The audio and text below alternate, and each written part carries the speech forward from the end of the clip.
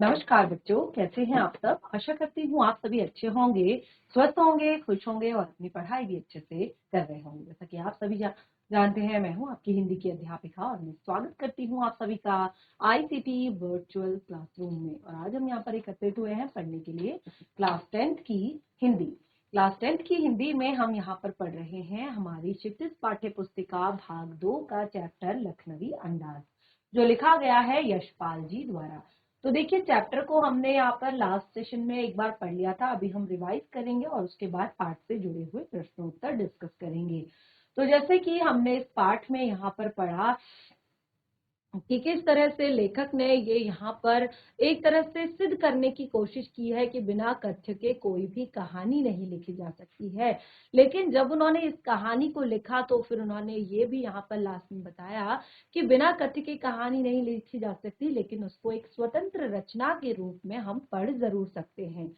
तो यहाँ पर उन्होंने काफी ज्यादा व्यंग भी किया है, उन व्यक्तियों में एक व्यंग रचना है ये। और इसमें उन्होंने ऐसे लोगों पर, ऐसे एक समाज के ऐसे वर्ग पर बहुत ही बड़ा व्यंग किया है, बहुत ही बड़ा कटाक्ष किया है कि जो दिखावे के लिए, यानी कि जो दिखावटी जिंदगी के लिए एक तरह से कुछ भी कर लेते हैं, और जबकि उनको असल का जो एक तरह से जो असल चीज होती है उसके बारे में कुछ पता भी नहीं होता है। तो यहाँ पर देखिए, ये पूरा जो हमने चैप्टर पढ़ा था उसमें हमने क्या पढ़ा था कि यहाँ पर एक जो ट्रेन है वो बिल्कुल अब निकलने वाली है, मुफस्सिल की पैसेंजर ट्रेन है और बिल्कुल निकलने ही वाली है, क्योंकि ये समय था कि उस टाइम पे जो रेल टिकट लिया जाता था वो रेलवे स्टेशन से ही लिया जाता था, टिकट काउंटर से ही लिया जाता था।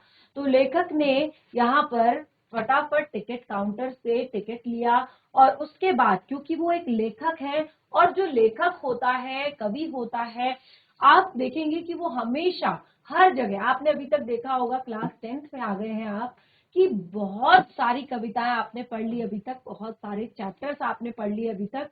तो आपने देखा जितने भी कवि होते हैं या लेखक होते हैं वो हमेशा किसी भी ऐसे टॉपिक पर भी लिख देते हैं। देखिए, कविता चांद पर भी बनी है, नदी पर भी बनी है, पहाड़ पर भी बनी है, झरने पर भी बनी है, फसलों पर भी बनी है और किसान पर भी बनी है, कठपुतली पर भी बनी है। यानी कि कोई भी ऐसा टॉपिक नहीं है जिस पर कविता आप नहीं आपने पढ़ी होगी। और आपने देखा कि किस तरह से पक्षियों से लेकर एक तरह से हर चीज पर कविता लिखी जाती है। और जो भोर की बेला होती है, सूर्योदय का जो समय होता है उस पर कविता लिखी जाती है, सांझ का जो समय होता है उस पर कविता लिखी जाती है, रात के तारों को देखकर, रात की अंधियारी रात को देखकर कविता लिखी जाती है, समुद्र को देखकर कविता लिखी जाती है। तो कवि और लेखक ज्यादातर जो है अपना समय एकांत में, क्योंकि ये ज्यादातर चीजें जो करते हैं अपनी कल्पनाओं से करते हैं। कहते हैं ना कि एक कवि की कल्पना की जो उड़ान होती है उस उड़ान की कोई सीमा नहीं होती। यानी कि जो एक कवि है, जो एक लेखक है, उनकी कल्पना की जो उड़ान होती है वो बहुत आगे तक होती है, उसकी कोई सीमा नहीं होती। तो उन्हें हमेशा एकांत की जरूरत होती है जहां पर वो अपनी कोई कहानी, कोई कविता, कोई लेख जो है लिख सके। क्योंकि लेखक जो है वो एक राइटर हैं और भीड़ से बचने के लिए उन्होंने सोचा कि भीड़ से बच जाऊंगा और एक ऐसे एकांत में किसी नई कहानी की रचना भी मेरी हो जाएगी और नई कहानी के विषय में मैं थोड़ा सा विचार भी कर लूंगा। ये सोचकर उन्होंने, क्योंकि सेकंड क्लास का टिकट जो है महंगा है, तो फिर भी उन्होंने सेकंड क्लास का टिकट लिया क्योंकि उन्हें एकांत चाहिए था। और क्योंकि वो बिल्कुल लास्ट में पहुंचे थे, जैसे कि मैंने आपको बताया ट्रेन बिल्कुल निकलने वाली थी, तो उनको दौड़कर सेकंड क्लास के डब्बे में चढ़ना पड़ा। और क्योंकि अपने माइंड में वो पूरा सेट करके आए हुए थे कि ये जो सेकंड क्लास का डब्बा है ये पूरा खाली होगा, लेकिन जिस तरह से वो चढ़े और उन्होंने वहां पर देखा कि एक सफेद पोश व्यक्ति जो है पूरी तरह से एक जो बर्थ है उस पर बैठे हुए हैं, पूरा पालथी मारकर बैठे हुए हैं अच्छे से, और बिल्कुल दो साफ सुथरे खीरे जो हैं उनके बगल में एक तौलिए के ऊपर धोकर तौलिए के ऊपर रखे हुए हैं। और जैसे ही लेखक वहां पहुंचे तो ये उनके सोच से बिल्कुल अलग था कि उन्हें लगा कि डब्बा बिल्कुल निर्जन होगा, खाली होगा, लेकिन ये उनकी सोच के अनुसार नहीं था। और जैसे वो वहां पहुंचे तो उन्होंने देखा कि सामने वाले सज्जन ने कोई प्रयास नहीं किया या कोई ऐसा उन्होंने बिल्कुल ऐसा कोई या ऐसी कोई हड़बड़ी नहीं दिखाई कि वो आपसे बात करें या आपके साथ एक तरह से बातचीत करें। लेकिन बिल्कुल ही वो शांत थे और उनके एक्सप्रेशन से, क्योंकि मुझे लगता है कि जैसे जितनी हड़बड़ी में लेखक शायद उसमें चढ़े थे ट्रेन में, उससे पहले जो सफेद पोश सज्जन जो वहां पे बैठे हुए थे, तो वो शायद यही सोचकर बैठे हुए थे कि अब इस डब्बे में, इस कोच में और कोई नहीं चढ़ेगा। ठीक है, तो जैसे ही लेखक की एंट्री वहां पर हुई तो उनके फेशियल एक्सप्रेशन या उनका जो भाव था वो कुछ इस तरह का था कि ये कैसे यहाँ पर अचानक आ गए। ठीक है, तो इस तरह से वो कहते हैं अब उनकी क्योंकि उनके पास 2 खीरे रखे हुए थे जो तौलिए पर, तो वो देखते हैं, वो सोचते हैं कि शायद क्योंकि खीरे जैसी अपदार्थ वस्तु, जिस तरह का उनका वेशभूषा थी, उनकी जिस तरह का उनका गेटअप था, अब देखिए एक सफेद पोश सज्जन के लिए ये खीरे जैसी अपदार्थ वस्तु। ठीक है, क्योंकि जो खीरा है, जैसे मैंने आपको बताया, आमतौर पर आपको जब सीजन होता है तो उसमें आपको रोड साइड जो है कट के मिल जाता है, उस पर नमक लगाकर मिल जाता है, और ऐसे सब्जी के तौर पर आपको हर सब्जी वाले के पास खीरा मिल जाता है। तो बहुत ही सामान्य सी चीज इसको समझी जाती है, समझा जाता है। अब एक बहुत बड़ा पदार्थ भी इसको नहीं समझा जाता। तो वो कहते हैं कि शायद उनको लगा होगा कि उस डब्बे में बैठकर, एकांत में बैठकर वो इस खीरे को आराम से खा लेंगे, तो ऐसा अब यहाँ पर नहीं हो सकता था।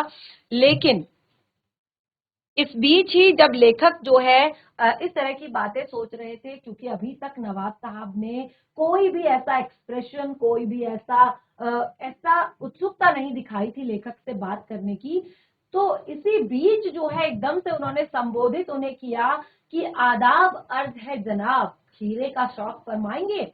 तो उन्होंने तुरंत ही, जैसे मैंने आपको बताया कि अगर आपकी किसी के साथ जान पहचान नहीं होती है या आप किसी को नहीं जानते हैं, तो अगर आपसे तुरंत आपको कोई चीज, कोई ऑफर करता है, तो आप सबसे पहली बात ना ही करते हैं। ये स्वाभाविक है कि तुरंत जब आप किसी को नहीं जानते हैं या जब आप किसी के साथ जब आपकी कोई बातचीत नहीं होती है, तो उसी टाइम वो तुरंत अगर सिर्फ आपको कुछ खाने का ऑफर करे, तो ये बिल्कुल सामान्य सी बात है कि आप ना कहेंगे। तो लेखक ने एकदम से, क्योंकि ये एकदम से मूड चेंज था, ये बिल्कुल एकदम से ऐसा था कि भाव तुरंत परिवर्तित हो गए थे। जो भाव अभी तक गुस्से वाले दिखाई दे रहे थे या एक तरह से विरोध वाले दिखाई दे रहे थे, वो भाव बिल्कुल परिवर्तित हो चुके थे। और तुरंत क्या संबोधन आया कि आदाब अर्ज है जनाब, खीरे का शौक फरमाएंगे। तो इस तरह से वो कहते हैं कि यहाँ पर अब शायद उन्होंने भाप लिया कि आप शराफत का गुमान बनाए रखने के लिए हमें भी मामूली लोगों की हरकत में लथेड़ लेना चाहते हैं। यानी कि लेखक कहते हैं कि अब शायद वो अपनी शराफत को बनाए रखने के लिए वो मामूली लोगों की जो हरकत है, ये खीरे खाने वाली, इसमें लथेड़ लेना चाहते हैं वो। लेकिन लेखक कहते हैं हमने मना कर दिया और कहा शुक्रिया, काबिले शौक फरमाए। तो इस तरह से लेखक ने यहाँ पर खीरे के लिए मना कर दिया और फिर वो बाद में पूरी वो तरकीब बताते हैं कि किस तरह से नवाब साहब ने उन खीरों को साफ करके अपने सीट के नीचे से लोटा निकाला, उससे पानी खिड़की से बाहर हाथ करके उन खीरों को साफ करके धोया, फिर तौलिए के ऊपर रख के उनको अच्छे से पोंछा और उसके बाद फिर इत्मीनान से उन्हें काटा, उनकी सुंदर सुंदर फाके बनाई। और देखिए, ये आप इमेजिन करेंगे ना तो आपके मुंह में भी पानी आ जाएगा, क्योंकि जब हम खीरे के ऊपर नमक डालकर इस तरह से खाते हैं तो बहुत ही ज्यादा हमें एक तरह से खास तौर पर जो गर्मी के दिन होते हैं और खास तौर पर जब हम सफर कर रहे होते हैं, कि यात्रा कर रहे होते हैं, क्योंकि यात्रा के दौरान जो है एक तरह से हमारा जो मूड होता है वो थोड़ा सा अलग तरह का हो जाता है। तो अगर इस टाइम पे ऐसी चटपटी, यानी कि नमक, चटपटा नमक उस पर डला हुआ हो और ऊपर से खीरे की फाके हों, तो बहुत ही ज्यादा एक तरह से तरावट देने वाला होता है।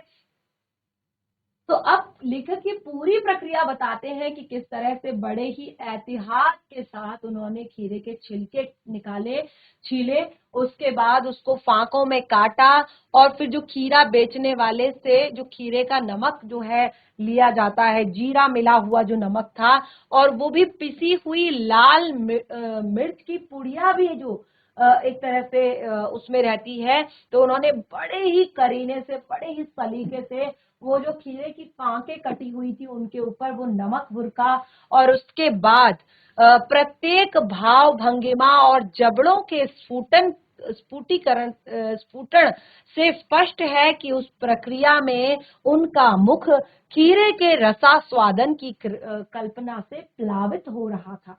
यानी कि जब आप इस तरह का काम कर रहे हैं, आप बहुत ही टेस्टी तरीके से खीरे को काट रहे हैं, उसके ऊपर जीरे का नमक डाल रहे हैं, उसके ऊपर हरी लाल मिर्च का पाउडर डाल रहे हैं, तो एकदम से जो एक हमारे जो लार ग्रंथियां होती हैं वो एक्टिव हो जाती हैं और मुंह में जो है पानी आने लगता है, लार निकलने लगती है।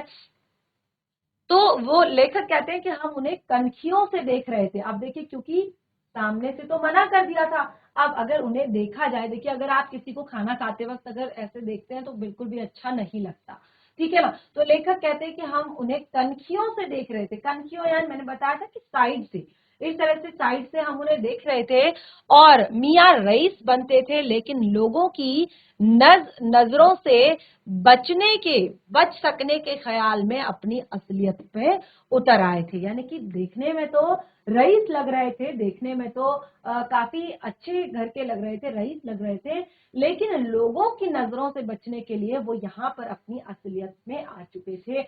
और अब देखिए उन्होंने क्या किया।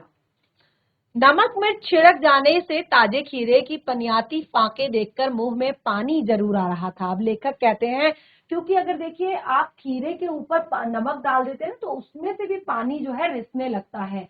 तो खीरे की उन पनियाती यानी कि जो अब ऐसा लग रहा था कि बिल्कुल बस काट के खा जाओ इसे, इतना टेस्टी वो लग रहा था। लाल मिर्च का पाउडर उस पर डला हुआ था, जीरे का नमक उस पर डला हुआ था। तो लेखक कहते हैं कि पनियाती फाकों को देखकर मुंह में पानी तो जरूर आ रहा था, लेकिन अब मना कर चुके थे, क्योंकि जब एक बार पहले मना कर दिया है तो अब तो ले नहीं सकते। तो कहते हैं आत्मसम्मान निभाना ही उचित समझा, क्योंकि सेल्फ रिस्पेक्ट भी तो कुछ होती है, आत्मसम्मान भी तो कुछ होता है कि एक बार बोल दिया कि नहीं खाना है और उसके बाद फिर बोल रहे हैं कि खाना है। तो फिर उन्होंने कहा कि यहाँ पर हमने आत्मसम्मान निभाया, यानी कि सेल्फ रिस्पेक्ट बचाई हमने। जब एक बार खाने से मना कर दिया तो हमने नहीं खाया। उत्तर दिया, शुक्रिया, इस वक्त तलब महसूस नहीं हो रही, मैदा जरा कमजोर है, काबिला शौक फरमाए। तो फिर अब देखकर फिर से उन्होंने, क्योंकि नवाब साहब ने जब पूरी तैयारियां कर दी थी तो नवाब साहब ने फिर से उन्हें ऑफर किया कि वल्लाह शौक कीजिए।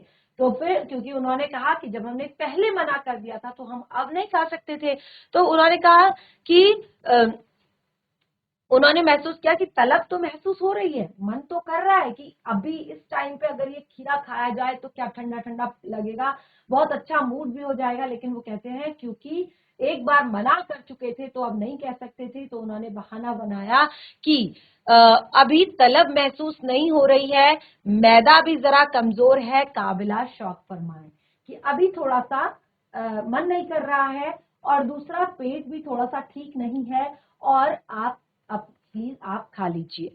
नवाब साहब ने तृष्णा से नमक मिर्च के संयोग से चमकती हुई जो एक तरह से खीरे की फांकों की ओर देखा। आप देख सकते हैं नवाब साहब जो बैठे हैं वो इस तरफ हैं और जो लेखक हैं वो इस तरफ बैठे हुए हैं। नवाब साहब ने क्या किया,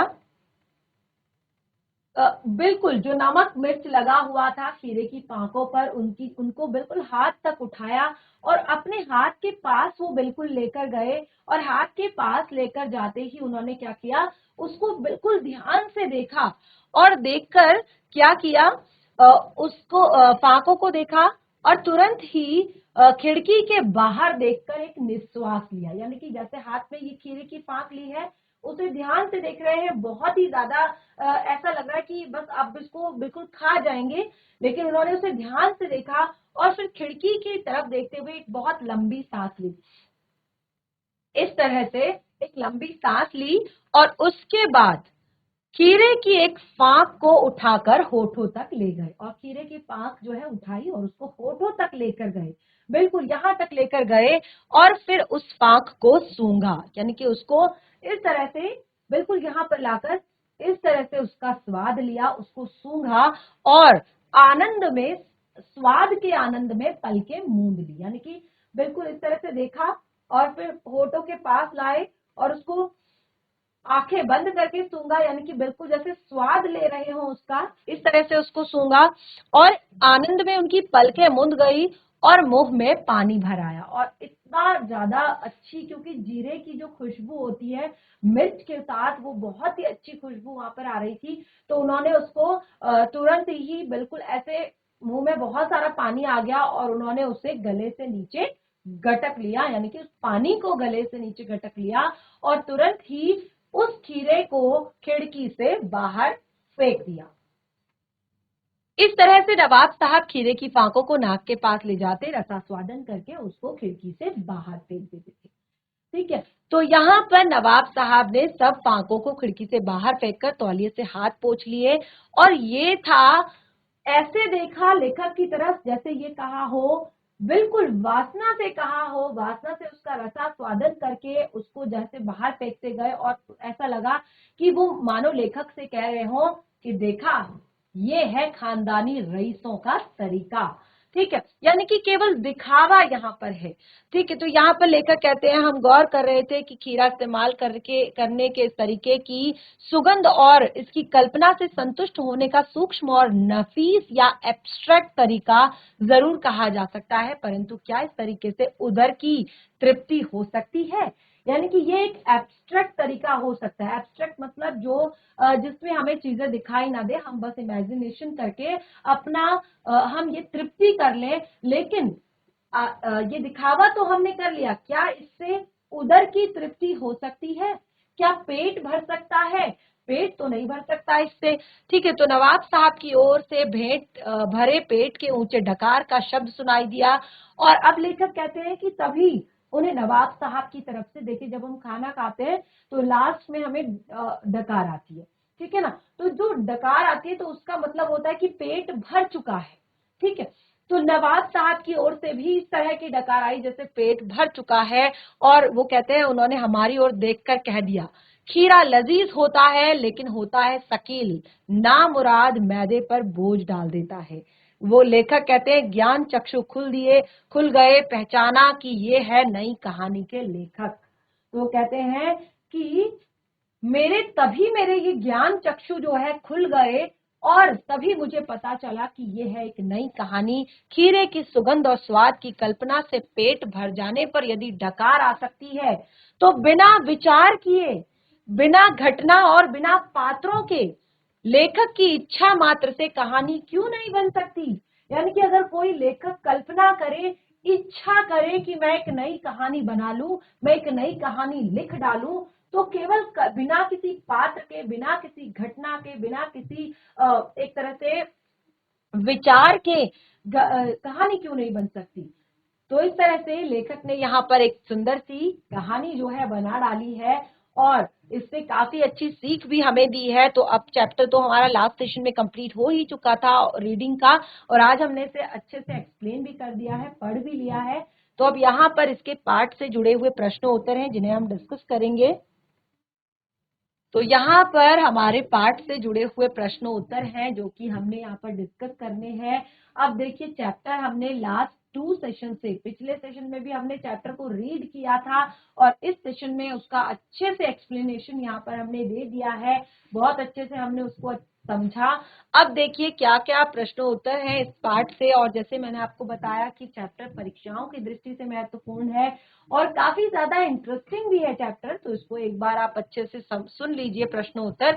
अगर आप लोगों ने कॉपी में नोट कर लिए हैं तो बहुत अच्छी बात है, अगर नहीं किए हैं तो आप यहाँ से इसको अभी इसी टाइम रफ नोटबुक में नोट डाउन भी कर सकते हैं। पहला प्रश्न है, लेखक को नवाब साहब की किन किन हाव भावों से महसूस हुआ कि वे उनसे बातचीत करने के लिए तनिक भी उत्सुक नहीं हैं। आपने देखा, देखिए जब लेखक, जैसे मैंने अभी अभी बताया कि लेखक जब बिल्कुल तेजी से चल रही, अब ट्रेन जो है स्टार्ट हो चुकी थी और लेखक दौड़ते हुए ट्रेन के डब्बे में चढ़े थे, तो इससे पहले जो नवाब साहब वहां पर बैठे हुए थे तो शायद वो अपना माइंड सेट कर चुके थे कि अब यहाँ पर कोई आने वाला नहीं है। लेकिन लेखक की इस तरह की एंट्री देखकर उनके भाव थोड़ा सा चेंज हुए और ऐसा लगा, क्योंकि देखिए बहुत सारे हाव भाव उन्होंने यहाँ पर दिखाए हैं। तो देखिए जब लेखक अचानक डब्बे में कूद पड़े तो नवाब साहब की आंखों में जो एकांत चिंतन अभी तक उनका चल रहा था, जिस एकांत चिंतन में वो अभी तक वहां पर बैठे हुए थे, साफ पता चल रहा था कि उसमें खलल आ चुकी है, यानी कि वो जो दूसरा व्यक्ति आया है उससे वो नाखुश है और असंतोष उनके चेहरे पर दिखाई दे रहा था। और ट्रेन में लेखक के साथ बातचीत करने के लिए नवाब साहब ने शुरुआत में कोई उत्साह प्रकट नहीं किया। अब देखिए जब हम कहीं पर जाते हैं, बस में जा रहे होते हैं या ट्रेन में जा रहे होते हैं, तो हमारी अपने पास वाले बर्थ जो पैसेंजर होते हैं, अक्सर बातचीत तो उनके साथ हो ही जाती है शुरुआत से ही, कि आप कहाँ तक जा रहे हैं या कोई भी ऐसी बातचीत, या जब हम साथ में खाना खाते हैं या चाय पीते हैं या कोई भी इस तरह की बातचीत। तो लेकिन यहाँ पर ऐसा लग रहा था कि नवाब साहब बिल्कुल भी खुश नहीं थे, उनमें असंतोष का भाव दिखाई दे रहा था। और दूसरा, उन्होंने लेखक से बात करने का कोई भी उत्साह यहाँ पर प्रकट नहीं किया था और इससे लेखक को स्वयं के प्रति नवाब साहब की उदासीनता का भाव या उदासीनता का आभास जो है हुआ। तो ये चीज देखिए मैंने शुरुआत में ही क्लियर कर दी थी। तो यहाँ पर आप देखिए, अगर प्रश्न आता भी है तो अगर आपने चैप्टर को अच्छे से समझा है तो आप आसानी से उत्तर दे सकते हैं। बिल्कुल भी आपको ऐसे रटने की कुछ भी जरूरत नहीं है, चैप्टर को आपने अच्छे से पढ़ना है, समझना है, सारे प्रश्नों के उत्तर आपको वहीं पर मिल जाते हैं। अगला प्रश्न है, नवाब साहब ने बहुत ही यत्न से खीरा काटा, नमक मिर्च बुरका, अतः सूंघकर ही खिड़की से बाहर फेंक दिया। उन्होंने ऐसा क्यों किया होगा? उनका ऐसा करना उनके किस स्वभाव को इंगित करता है? अब देखिए दो प्रश्न हैं कि उन्होंने खीरा काटकर खिड़की से बाहर क्यों फेंका, और दूसरा ये करना उनके किस स्वभाव को इंगित करता है। तो देखिए नवाब साहब ने बड़े यत्न से खीरे को काटा, नमक मिर्च बुरका और सूंघ कर ही खिड़की से बाहर फेंक दिया। ये बर्ताव स्वयं को खास दिखाने और लेखक पर अपनी अमीरी का रौब झाड़ने के लिए था, यानी कि अपने आप को खास दिखाना कि हम ये छोटी मोटी चीजों को खाते नहीं है, या ये अपदार्थ वस्तु हमारे खाने के लिए नहीं है, ये दिखाने के लिए और अपनी रईसी का रौब दिखाने के लिए कि हमें इनके टेस्ट से कोई लेना देना नहीं है। हमें देखिए केवल इसका रौब दिखाने के लिए, अपनी अमीरी का रौब दिखाने के लिए उन्होंने ऐसा किया। और उनका ऐसा करना दंभ, मिथ्या, आडंबर, प्रदर्शन प्रियता, यानी कि दिखावटीपन जो होता है, प्रदर्शन प्रियता और आडंबर करना, झूठ और एक मिथ्या यानी कि जो गलत है उन चीजों को दिखाना, और एवं व्यवहारिक खोखलेपन, जो उनका व्यवहारिक खोखलापन है उसकी ओर संकेत करता है। तो देखिए ये चीजें बहुत ही अच्छे से अगर आप यहाँ पर लिखेंगे तो आपको काफी अच्छे से यहाँ पर नंबर मिलेंगे। और दूसरा है देखिए प्रश्न तीसरा, नंबर 3, बिना विचार, घटना और पात्रों के भी क्या कहानी लिखी जा सकती है? यशपाल के इस विचार से आप कहां तक सहमत हैं? तो देखिए लेखक ने यहाँ पर जो पहला जो यहाँ पर प्रश्न दिया था शुरुआत में ही कि क्या किसी बिना विचार के, बिना पात्रों के, बिना किसी घटना के भी कहानी लिखी जा सकती है, वो इसको सिद्ध करना चाह रहे थे। ठीक है, तो यहाँ पर उन्होंने यही किया है। लेखक कहते हैं कि अपने इस कथन के द्वारा लेखक ने नई कहानी के दौर के लेखकों पर व्यंग किया है। जो नई कहानी का दौर अब चल रहा है, इसमें जो लेखक हैं आपने देखा होगा कि कई बार कई जो कहानियां होती है उनके ना तो सिर होते हैं, ना पैर होते हैं, ना पता चलता है। जब आप पूरी कहानी पढ़ भी लेते हैं तो आपको समझ नहीं आता कि आखिर उसमें था क्या। तो ये जो निबंध यहाँ पर दिया गया है, ये एक बहुत ही बड़ा कटाक्ष किया गया है, बहुत ही बड़ा व्यंग किया गया है उन नई कहानी के लेखकों में। देखिए शुरुआत में ही उन्होंने बताया था, जब एंड हो रहा था हमारी इस निबंध का, उन्होंने कहा था कि ये लो मिल गया एक नई कहानी का लेखक जो बिना पात्र, बिना घटना, बिना विचार के ही एक नई कहानी को बना देता है।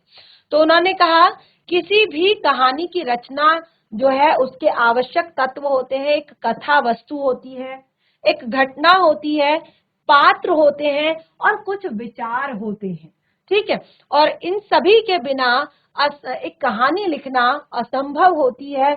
घटना तथा कथा वस्तु कहानी को आगे बढ़ाते हैं, पात्रों द्वारा संवाद कहे जाते हैं और यही सब कहानी के लिए बहुत ही आवश्यक तत्व होते हैं, ठीक है। तो हमें नहीं लगता कि अगर एक अच्छी कहानी आपको लिखनी है, देखिए यहाँ पर कहा है कि इस विचार से आप कहाँ तक सहमत हैं, तो हमें नहीं लगता कि अगर आपको एक अच्छी कहानी लिखनी है तो उसके लिए आपको बिना घटना, बिना विचार, बिना पात्रों के आप इसको लिख सकते हैं।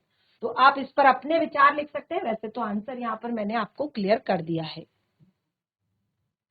अब देखिए इस निबंध को आप और क्या नाम देना चाहते हैं। अब देखिए इसका मैं आंसर आपके लिए यहाँ पर नहीं रीड करूंगी क्योंकि इसमें आपसे पूछा गया है, ये आपके लिए होमवर्क है, ठीक है। ये आपसे पूछा गया है, चैप्टर को आपने पढ़ लिया है अच्छे से, तो ये आपसे पूछा गया है पूरे पाठ को पढ़ने के बाद आप इस कहानी को एक और क्या शीर्षक दे सकते हैं, एक और क्या नाम दे सकते हैं, जो यहाँ पर जो निबंध लिखा गया है इसको क्या नाम दे सकते हैं। तो इसको आप खुद से लिखिए। बाकी तो आप देख सकते हैं यहाँ पर दिया गया है, इस कहानी का झूठी शान रखा जा सकता है। तो आगे की चीजें आप देख सकते हैं कि इसको और भी अच्छे से क्या नाम इसको दे सकते हैं। अगला है रचना और अभिव्यक्ति। तो जितना भी काम रचना और अभिव्यक्ति से रिलेटेड होता है वो सारी चीजें ही आपके लिए होती है, यानी कि आपको उसमें पढ़ना होता है, आपको उसमें समझना होता है, आप उसको सॉल्व करते हैं। तो देखिए नवाब साहब द्वारा खीरा खाने की तैयारी करने का एक चित्र प्रस्तुत किया गया है, ठीक है। ये आपने देखा कि किस तरह से नवाब साहब ने खीरे को खाने की पूरी तैयारी की। उन्होंने कितने अच्छे सलीके से वो खीरे उस तौलिए के ऊपर सजाए हुए थे। उसके बाद उन्होंने लोटे से पानी निकाला और उससे उन खीरों को साफ करके धोया खिड़की से बाहर हाथ डालकर, और उसके बाद फिर उसी तौलिए से उन खीरों को पोंछा साफ करके, उसके बाद बड़ी ही नजाकत के साथ उसके छिलके उतारे, उसके बाद उसको फांकों में काट लिया और उसके बाद उन फांकों को अच्छे से तौलिए पर सजाया और उसके बाद जीरा मिला हुआ जो नमक है वो बुरका, और उसके बाद उसमें उन्होंने लाल मिर्च का पाउडर बुरका और इसके बाद उन्होंने उसको हाथ में उठाया, बहुत ही अच्छी तरीके से ध्यान से देखा और फिर एक लंबी सी निश्वास ली और उसको होठों के पास ले जाकर उसको बहुत अच्छे से सूंघा, यानी कि उसका रसास्वादन किया और उसके बाद उसको खिड़की से बाहर फेंक दिया। तो देखिए ये पूरी प्रक्रिया आपने अपने शब्दों में बतानी है। मैंने तो अपने शब्दों में बता दी, यानी कि आंसर मैंने आप लोगों को क्लियर कर दिया है कि क्या आंसर है, ठीक है। तो ये पूरी प्रक्रिया आपने फिर से लिखनी है। तो बहुत ज्यादा टफ नहीं है, बिल्कुल वही चीज जो बुक में थी, अगर एक बार हमने पढ़ ली है तो वो हमें समझ आ जाती है और फिर हम उसको क्या करते हैं, एक अपने तरीके से उसको हम लिख सकते हैं कि ये सब चीजें किस तरह से हुई थी, ठीक है। और आप यहाँ पर देखेंगे, देखिए भाषा अध्ययन से संबंधित जो प्रश्न है, जैसे यहाँ पर निम्नलिखित वाक्यों में से क्रियापद छांटकर क्रिया के भेद लिखिए। ये क्लास 10th में बोर्ड एग्जाम का प्रश्न है कि निम्नलिखित में से क्रियापद छांटकर क्रिया के भेद लिखिए। तो देखिए एक सफेद पोश सज्जन बहुत सुविधा से पालथी मारकर बैठे थे, ठीक है। एक सफेद पोश सज्जन बहुत ही सुविधा से पालथी मारकर बैठे थे। क्रियापद, क्रिया किसे कहते हैं, किसी काम के करने या होने को व्यक्त करने वाले जो शब्द होते हैं उसे क्रिया कहते हैं। तो यहाँ पर हमारा क्रियापद है बैठे थे, ठीक है। और अब यहाँ पर हमने कहा कि इसके भेद भी लिखिए। भेद यानी कि आपको बताना है कि ये सकर्मक क्रिया है या अकर्मक क्रिया है। ठीक है, उसके बाद अगला प्रश्न है, नवाब साहब ने संगति के लिए उत्साह नहीं दिखाया। नवाब साहब ने संगति के लिए उत्साह नहीं दिखाया, तो यहां पर भी आपका क्रियापद है दिखाया। तो उसके बाद आप ये बताएंगे कि ये सकर्मक है कि अकर्मक। उसके बाद खाली बैठे कल्पना करते रहने की पुरानी आदत है, ये भी आपका क्रियापद है। अकेले सफर का वक्त काटने के लिए ही शायद खीरे खरीदे होंगे। क्या यहाँ पे क्या है आपका, खरीदे होंगे। दोनों खीरों के सिरे काटकर, ठीक है, काटे और उनसे गोदकर झाग निकाला। ठीक है, तो ये सारे जो आपके शब्द हैं ये आपके क्रियापद हैं, इनको आपने छांटना है और साथ ही फिर उसमें दी गई सकर्मक या अकर्मक क्रिया आपने बतानी है। तो इस तरह से ये आपका जो अपृष्ठ संख्या 85 यानी कि 85 पर है, और इस तरह से पूरा चैप्टर आपका यहाँ पर कंप्लीट हो चुका है। और मैं आशा करती हूँ कि आपको पाठ बहुत अच्छे से समझ आया होगा, और क्योंकि लास्ट सेशन में रीड भी कर दिया था और अभी यहाँ पर रिवाइज भी कर दिया है, पाठ से जुड़े हुए प्रश्न उत्तर भी डिस्कस कर दिए हैं, लेकिन फिर भी पाठ से जुड़ा हुआ कोई भी डाउट हो तो उसे नेक्स्ट सेशन में जरूर क्लियर करें। तब तक के लिए धन्यवाद। आपका दिन शुभ।